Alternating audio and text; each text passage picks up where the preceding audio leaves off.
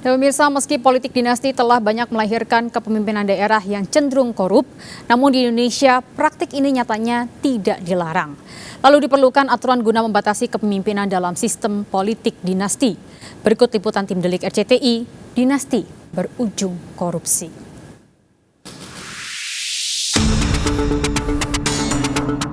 Praktik politik dinasti yang marak terjadi di sejumlah daerah dinilai menjadi persoalan serius dalam ketatanegaraan di Indonesia. Selain menjadi celah bagi terjadinya korupsi, praktik politik dinasti dianggap telah merusak tatanan demokrasi di Indonesia.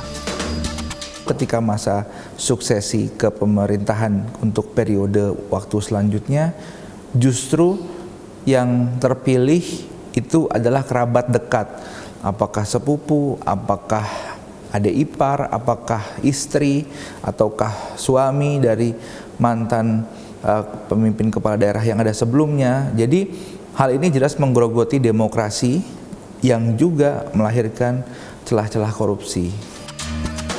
Meski MK menilai pelarangan atas praktik dinasti politik sebagai hal yang ilegal karena dinilai membatasi hak politik seseorang, namun MK dianggap kurang mempertimbangkan aspek keadilan bagi masyarakat.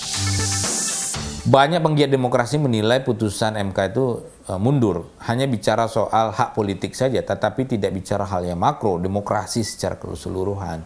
Tapi tentu saja kita hormati itu sebagai sebuah putusan MK.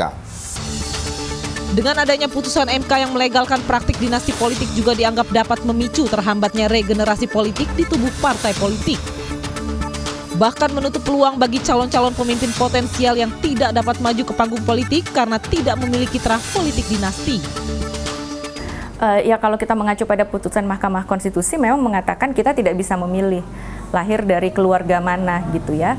Yang menjadi tantangan kemudian adalah prosesnya, proses pencalonan yang tidak demokratis. Jadi ibaratnya ketika orang mau lomba lari, yang satu sudah siap berlari, ya misalnya kita katakan mereka yang dalam lingkaran kekerabatan elit ini sudah mau lari, tapi mereka yang tidak punya modal tadi ya, hubungan kekerabatan tadi yang masih berjalan, startnya sudah tidak sama gitu.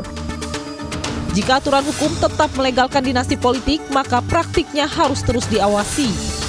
Partai politik sudah seharusnya memilih calon kepala daerah secara terbuka, bukan hanya mengandalkan dinasti politik yang minim kompetensi.